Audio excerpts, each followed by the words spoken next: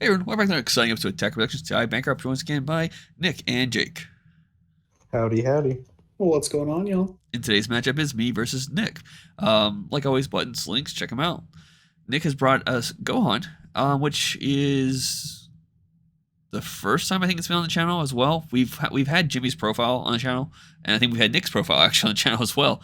So this is the first time we're actually get gameplay of it, which is pretty cool. And I'm playing AOD because it's Shop Championship, and Yep. everyone expected it at this point, I guess. Yeah. Enough said. So, because it's not a profile, let's talk about Gohan. It's the green hotness right now. It's been topping every event lately. It's got few wins so far. It's essentially good green shit deck with some of the archetypes splashed in. The first, I'd say about 3 turns are pretty standard. It's very linear in that way, and then once you actually get to your turn 3, 4, it starts to open up, and you can pretty much play however you want to. It's the front side leader is cracked. You search top 5 for any green Saiyan. No restrictions on cost or even color. It could be a multicolor. We've seen some wild lists with that so far too. And then you have an alternate awaken if you have a Goku showing the results of training on board. A lot of times that doesn't matter because you're going to awaken at 4 life just because you're going to put yourself at 4 life anyway due to the field card. The way the field card reads is you can activate main when the card itself is in active mode, play a guy from underneath, no restrictions, just play anything that's underneath the chamber. Then you can take up to 2 life. So you go down to life pretty early. You see your hand, you have hyper consistency, you have really good kill potential with the boss monster, and it's really fucking good. One thing I thought was pretty cool about the field card, which you don't really see a lot of people using the effect because I don't think it's really necessary, but you can take up to 2 life on it, which is I think helps out, especially against decks that tend to take their time or at least don't make attacks. That way you have another way of getting down to a good point if you need to. Yeah, especially if your opponent's being hyper aggressive with you, you have that option to take the life if you want to get awakened. But even if you don't even have to do that because it also has a permanent on the field card itself. Once there is a Sun Gohan showing the results of training under your leader, your front side of your leader gains a plus 5k during both opponents' turns. So you will be 15k for turn 2. So you technically don't even have to awaken if you don't want to. Yeah.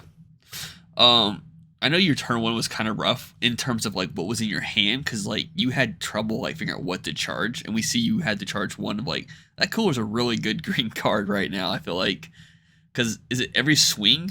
Is it very similar to like the Fate Rivals Piccolo, right? Like where when you swing, your opponent discards a card. You get the option to either pop anything, not ignoring barrier, or making your opponent put your card. Yeah. And this early in the game, it's not as necessary. So I felt like that was the target I needed to pick because that cooler really pairs well with the Frieza Z battle card. And I didn't think we were going to get into a point in the game where that was going to be necessary. So it was honestly the only thing I could charge because I had the free. I think it was the trunks I had in hand where I found that off the search. I had the floodgate in hand. I think I even had the Seeker Rare in hand.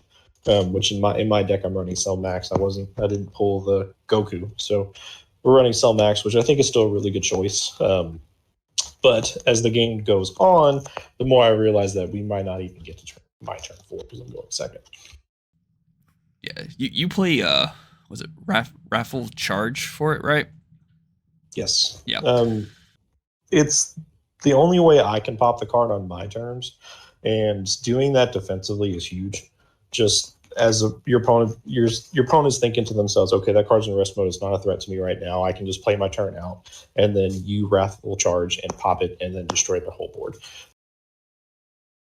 So I actually haven't played against Gohan or even really looked at the cards much, and that's why I'm taking so much time trying to read his cards, make sure I'm seeing what I'm seeing. And I looked into the field during my Bobbity swing to see, okay, cool. I looked at the trunks, not the Vegeta, and so I grabbed A13. I'm like, okay, cool. He goes to play it. I'm just going to counterplay it, and we'll just go from there. And the Vegeta has deflect actually, and I just didn't see it. Yeah, I make the comment. Thank God it has deflect, because Yeah. not for the fact that he could counterplay and that would suck, but the fact that you're making a one turn investment to get that card out. Essentially, you're not wasting your turn one, but you're giving up a turn of any pressure to save for something later on the back end, turn two. So having some kind of protection on that card, I feel like was almost necessary. But the card itself is snapped in two, just because on its auto, you play it, it'll gain +5. And then when you swing with it, you can combo with Trunks from under the time chamber, and then it gains crit for the turn. And you also draw a card because why not? Yeah, and you combine that with this EDK was really good, and you just hit the Android 13, so that was fun. I take a second to figure out what I'm doing. You're like, are you going to combo out this? And I'm like, no, no. I'll just take the crit. I was like, yeah, if you want to combo out of a 35 crit, then be my guest. but and also, of course, because Vegeta needs to be more broken, it can also, when the turn's played, it can combo from rest mode. So Yeah. that card itself is just value city. It does a lot, and it's almost a little overtuned, I would say, just because, granted, you're giving up a turn, but that's not a cost. Just because most turn ones don't do anything anyway, so it's not really a cost. Yeah, this Gohan deck is probably the strongest green deck we've seen in a long time as far as just value you get out of the cards. And I feel like I don't want to say this archetype was pushed, but that's almost the vibe that you get when reading some of these cards compared to equivalent energy investments in other archetypes this set. Yeah, because most people's turn ones are, I play a searcher. That's it. My turn one is, I'm going to blast you in the ass, turn two. I didn't think about this during the match, but that Goku is, in my opinion, the equivalent to Goku. You know, like where you play Goku, it gives you what you need to set up the rest of your game. This Z battle card does what it needs to do to get you set up for the rest of your game, which I think is really great. Yes, the only caveat is, in order to get the Goku, so the Vegeta and Trunks, they play off their own activate main effects to get them under the chamber. The only way to get Goku and Gohan under the chamber is to play that Z battle card. So, and you have to at least see one of them in your hand in order to grab the other one from the deck. And that's an on-play auto, and this card has deflect. Yeah, so your effect is going to happen, and the card itself, it's just a 10k beat stick. It does have a secondary effect where you can boost your leader and activate main speed, but I haven't seen anybody use that effect. I mean, granted, in niche situations it could come up, but you play it just to get Goku and Gohan under. But again, the kind of trade-off with that, though, is you have to have your hand essentially perfect the way you want to see it by turn one. You have to either have Vegeta or Trunks to play them, and you have to have Goku or Gohan to play them on turn two. So you really have to mulligan pretty hard for certain pieces in this deck to start. Now, what are you doing? So Janemba is one of those few cards that they added, like, I don't know, promo a set ago, where it allows the deck to just recall cards, which helps out a lot when it comes to like the Garlic or Android 13, because before Janemba and the Sin Shenron came out for AOD support, you had to choose when to counterplay or when to negate with certain cards, because you only had 4 of them, and if you did it at this moment and then your opponent later on plays this card and you don't have the counterplay, that sucks. Or negate to stop an attack to add more power to your board.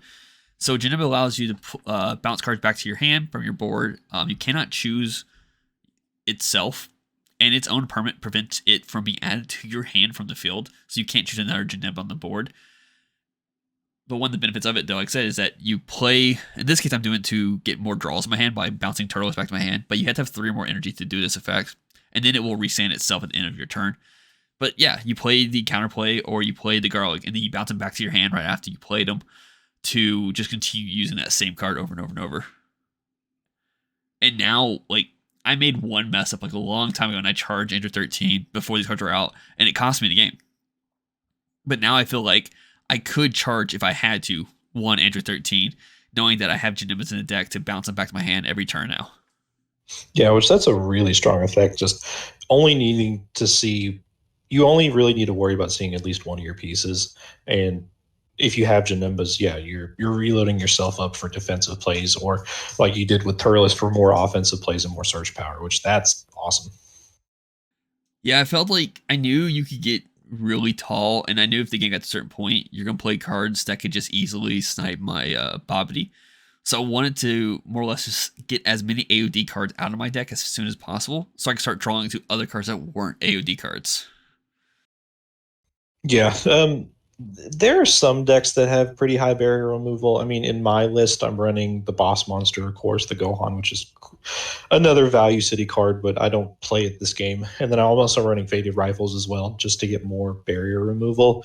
But again, this game happened so quickly, it never got to a point where I was able to comfortably play that card. Yeah. Either of them. And that was kind of like my fear in this particular matchup as well. I was like, if you got to a point where you felt comfortable, I may be in trouble. So I'm doing as much as I can to apply all the pressure I could. And you can see here, like, every card I played this turn as well has added more cards to my hand in some way or another.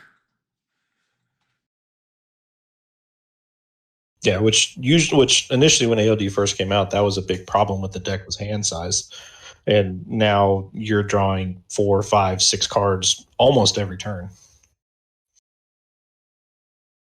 And here I'm just checking these cards. I'm like, oh, okay. Just kind of reading it over, making sure I knew what to expect when they played. Side note, he didn't ask me. He just did that. I don't know what you're talking about. So I'm kind of also in this position with 2 open energy. I think earlier we saw that I added a garlic to my hand. I can't remember if not or not, but I have a garlic in my hand. I'm just trying to think, like, do I try to add more pressure here? Do I try to get you to awaken during my turn instead of your turn? And at the point where I'm like, no, if I go too wide and I'm not prepared or for the crack back, I'm in trouble. Because I could have played garlic and swung 2 more times at you, but then when 1 energy short on your push, and then have a board full of rustic cards. Genema should also be restand. Or should be in active mode. There you go.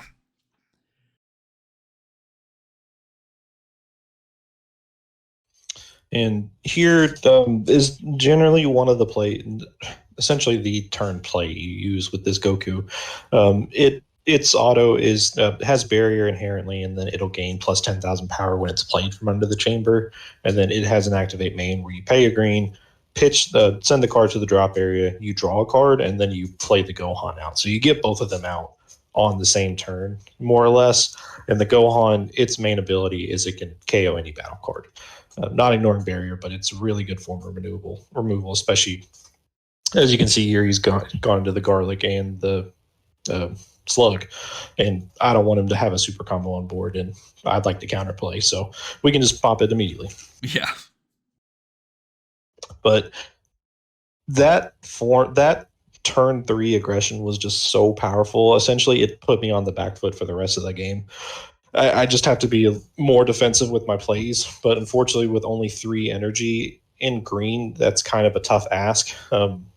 Granted, this deck does a lot, and it has a lot of outs to a lot of things, but it still has the problem in green where energy can be expensive in the wrong times. And we can see that pretty much here, just because I don't have too much to work with at this point, because I could tap myself out because I do have the boss monster in hand, but I don't think it would have been impactful enough, just because, granted, I could go for game technically with it right now, but all it takes is just 1 negate, and then it's over for me. I'm tapped out and I lose. So here we go into the Android 16 just to get this guy on board to go for the Z Awaken. Another one of the one of the required steps for this is to go into the Z Battle card. It has an auto where if your opponent plays a card or it's KO'd and the card itself does that blocker, you can Z Awaken essentially for free. But in this case, we have a little foreshadowing with the sneakiest thing in the world, and it made me really sad. So petrification, as most people should know, your opponent can't activate skills on the card. The card can't be comboed, tacked, or whatnot. And I even, when I was playing this, I was like, Jimmy, this stops him from proccing the auto, right? I'm reading this right. So, like, he will not get this effect. And Jimmy's like, yes. I'm like, cool. Because it doesn't negate the skill, because 16's permanent prevents its skills from being negated.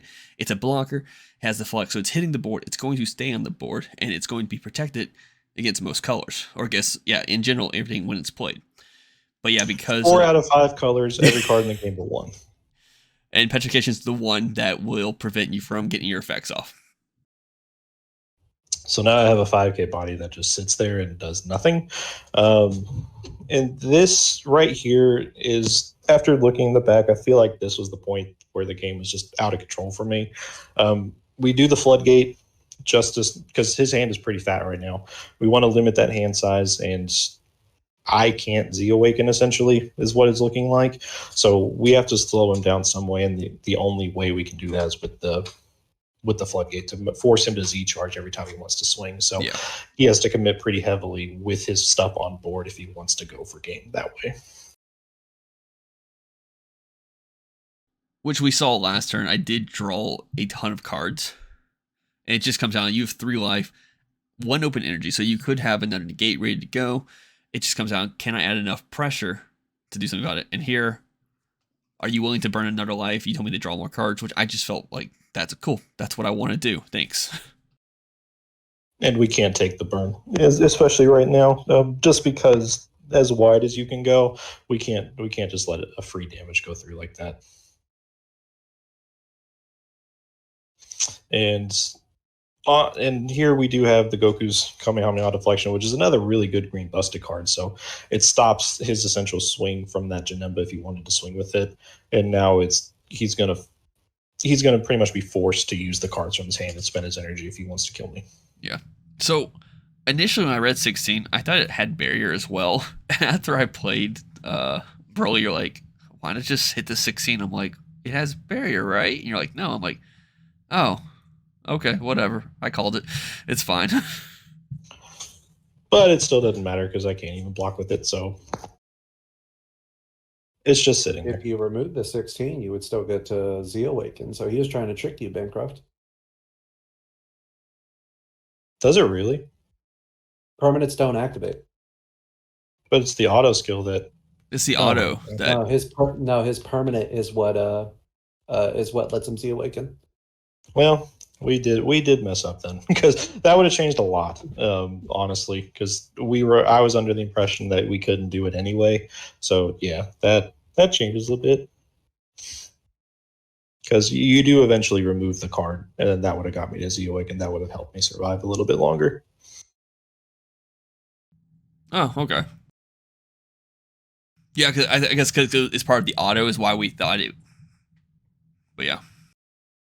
The auto only says at the end of this turn or when your opponent plays a battle card to KO him. The permanent is a replacement effect on removal of the card.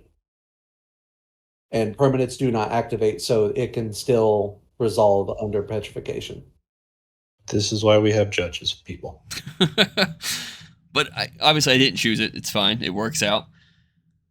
And here I'm just trying to apply more pressure and just trying to get you down as far enough life. And really what I'm doing is either looking for, homicidal clones or another negate that takes a life.